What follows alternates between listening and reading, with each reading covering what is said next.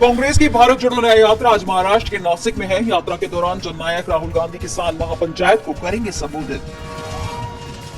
कांग्रेस के bank account पर जारी आईटी की कार्रवाई पर खड़गे का बयान, कहा कांग्रेस के पास खर्च करने के पैसे नहीं, मोदी सरकार अकाउंट फ्रीज कर रही, ऐसे में निष्पक्ष चुनाव कैसे हो पाएंगे। एक देश एक चुनाव पर कोविंद कमेटी राष्ट्रपति द्रौपदी मुर्मू को सौंपी रिपोर्ट। 18,000 पेज की रिपोर्ट में 2029 में एक साथ चुनाव कराने की सिफारिश। सुप्रीम कोर्ट से अजीत पवार को लगी फटकार, कहा आप चुनाव प्रचार के लिए शरद पवार की तस्वीर का इस्तेमाल क्यों कर रहे हैं। मामले में अंडरटेकिंग दाखिल करने के दिए निर्देश। 2 चुनाव आयुक्तों की नियुक्ति पर लग सकती है मुहर। शॉर्टलिस्ट किए गए 10 नामों पर पीएम की अध्यक्षता में पैनल लेगा फैसला। अधीर रंजन भी लेंगे हिस्सा। इसी अरुण गोयल ने रिटायरमेंट से पहले दिया था इस्तीफा। दिल्ली में किसानों की महापंचायत, सुरक्षा व्यवस्था सख्त, ट्रैफिक एडवाइजरी जारी। शहर में पुलिस, आरएएफ, एसएसबी समेत सुरक्षा एजेंसियों की कई कंपनियां की गई तैनात।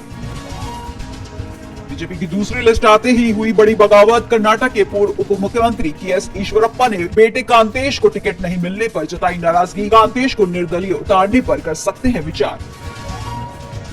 सीए पर बयान के बाद सीएम अरविंद केजरीवाल के घर के बाहर हिंदू शरणार्थियों का प्रदर्शन।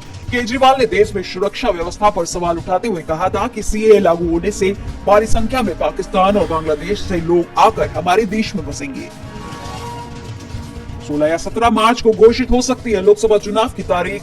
चुनाव आयोग ने शीर्ष अधिकारियों को बाहर न जाने की दी सलाह।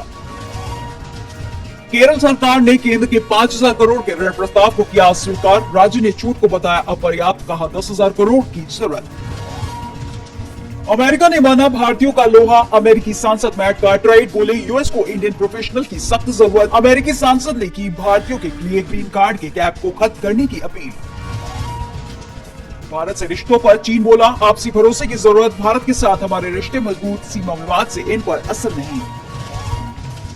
भारत के विरोध के बावजूद चीन के साथ सीपीईसी को आगे बढ़ाएगा पाकिस्तान। पद संभालते ही शहबाज शरीफ का ऐलान, पीओके से होकर गुजरता है सीपीईसी।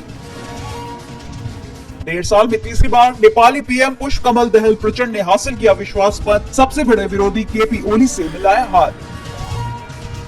गजा पर आमने सामने अमेरिकी और इजराइल। नेतन्याहू ने कहा 7 अक्टूबर दोबारा नहीं होने देंगे। बाइडेन की चेतावनी को नजरअंदाज करते हुए नेतन्याहू ने गजा के रफा में जमीनी सैन्य अभियान चलाने की कही बात। फरवरी में थोक महंगाई दर में मामूली परिवर्तन। 4 महीने के निचले स्तर पर 0.20% पर पहुंचा। वाणिज्य मंत्रालय ने जारी किए आंकड़े।